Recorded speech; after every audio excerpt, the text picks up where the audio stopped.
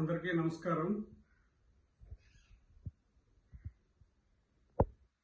2 సంవత్సరాల పైన అవుతుంది. మరి మన వైసీపీ నియోజకవర్గ ఇన్ఛార్జి రెడ్డమ్మ రోజు విడిచి రోజు ఏదో స్టేట్మెంట్లు తెలుగుదేశం పార్టీ మీద, అలాగే పెద్దలు లోకేష్ మీద, చంద్రబాబు నాయుడు మీద మాట్లాడడం జరుగుతుంది. అయితే ఇప్పటి వరకు స్థానికంగా ఉన్నటువంటి తెలుగుదేశం నాయకులు స్పందిస్తారని చూశాను. మరి ఇప్పటి వరకు వాళ్ళు స్పందించలేదు, 2 years పైన. కాబట్టి ఈవేళ ఏదో డిఎస్సి ప్రక్రియలో అనుమానాలు ఉన్నాయని లోకేష్ని రాజీనామా చేయమని రెడ్డమ్మ కోరింది. రెడ్డమ్మ 2 సంవత్సరాలు అయింది. నిన్ను చూస్తాను ప్రతి రోజు విడిచి రోజు ఎక్కడో ఢిల్లీలో లేకపోతే ఇంకెక్కడో కూర్చొని ప్రెస్ మీట్లు కాదు, కేవలం ప్రెస్ నోట్లు పంపించి మీ పేపర్ ఉంది కాబట్టి మీ పేపర్ రాయించుకుంటాను. అసలు నీ స్థాయి ఏంటి? లోకేష్ బాబుని రాజీనామా చేయమనే స్థాయి నీదే. నీకు లోకేష్ బాబుకి నక్కకి నాగలోకంకి ఉన్నంత తేడా ఉంది. అది ముందు గ్రహించు. ఈ రాష్ట్రంలో లోకేష్ బాబు ఎడ్యుకేషన్ మినిస్టర్ అయిన తర్వాత ఆయన తీసుకొచ్చిన సంస్కరణలు, ఆయన తీసుకొచ్చినటువంటి నూతన అప్గ్రేడేషన్ చూసిన తర్వాత సాక్షాత్తు ఈ భారతదేశానికి ప్రధానమంత్రి ఉన్న మోడీ లాంటి వాళ్ళే ఆయన్ని అభినందించారు. అది ముందు తెలుసుకో.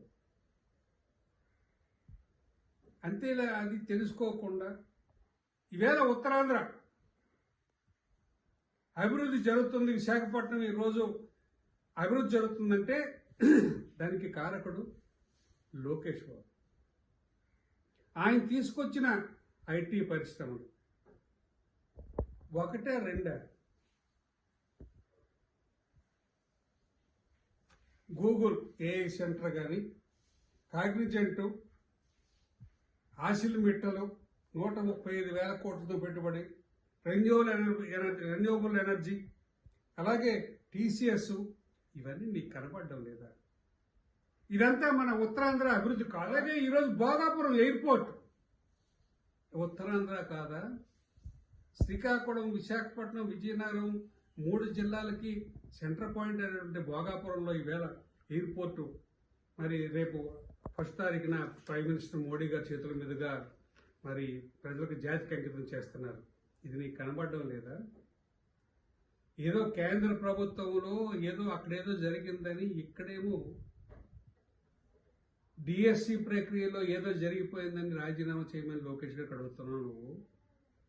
అసలు మీ టైంలో ఎప్పుడైనా డిఎస్సి ప్రక్రియ చేశారా? మీ 5 సంవత్సరాల టైంలో అడుగుతున్నాను నేను. అది కాకుండా డిఎస్సితో నియామకాలే కాకుండా కొన్ని వేల లక్షల ఉద్యోగాలు ఈవేళ తెలుగుదేశం పార్టీ ఎన్నికల మేనిఫెస్టోలో చెప్పినట్టు 20 లక్షల ఉద్యోగాలు ఇస్తామన్నాం. అలాగే ఈరోజు ప్రైవేట్ సెక్టార్లో కానీ, గవర్నమెంట్ సెక్టార్లో కానీ వేలాది ఉద్యోగాలు ఈరోజు మేము మా ప్రభుత్వం కల్పిస్తుంది. అది నీకు కనబడడం లేదా? నువ్వెక్కడో ఢిల్లీలో ఉంటే ఆంధ్రప్రదేశ్ రాష్ట్రంలో జరుగుతున్న అభివృద్ధి, సంక్షేమం నీకేంటి కనబడుతుంది? అలాగే పాతపట్నం నియోజకవర్గంలో జరుగుతున్న అభివృద్ధి నీకేంటి కనబడుతుంది? నీ టైంలో పాతపట్నం నియోజకవర్గంలో నువ్వు చేసిన అభివృద్ధి ఈ 2 సంవత్సరాల్లో తెలుగుదేశం పార్టీ హయాంలో ఈ పాతపట్నం నియోజకవర్గం ఎన్డీఏ, తెలుగుదేశం పార్టీ ఎన్డీఏ మరి భాగస్వామి ఎన్డీఏ కూటమిలో జరిగిన అభివృద్ధి కోసం ఒక వేదిక మీదకి వస్తావా? గత 5 సంవత్సరాల్లో నువ్వు వెయిట్ చేశావు. ఈ 2 సంవత్సరాల్లో ఎన్డీఏ గవర్నమెంట్ తెలుగుదేశం పార్టీ ఈ నియోజకవర్గానికి చేస్తుందో నేను కూడా రావడానికి సిద్ధంగా ఉన్నాను. నువ్వు ఒక వేదిక దగ్గరకు వస్తావా? అలాగే మీరు జగన్మోహన్ రెడ్డి గారికి కూడా మా లోకేష్ గారు ఒక స్టేట్మెంట్ ఇచ్చి ఒక ఛాలెంజ్ ఇచ్చినారు. నువ్వు 150 పైగా కేసులు మీ కార్యకర్తలతో మీ నాయకులతో ఎక్స్వైజెడ్తో కోర్టులు వేశారు. వాటన్నిటినీ ఓవర్కమ్ చేసుకొని కోర్టులో రిజల్ట్ తెప్పించుకొని ఇవేళ డిఎస్సి పూర్తి చేసి కొన్ని వేల ఉద్యోగాలు ఇచ్చిన ఘనత లోకేష్.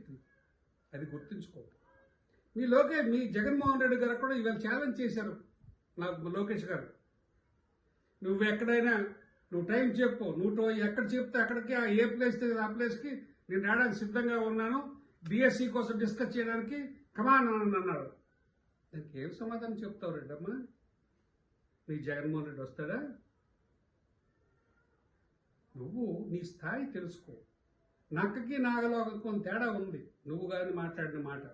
ఇప్పటి వరకు 2 సంవత్సరాలు అయింది, మా వాళ్ళు ఏదో స్పందిస్తారని చూశాను, స్పందించలేదు. కానీ ఇక మాత్రం నిన్ను వదిలే ప్రసక్తి లేదు.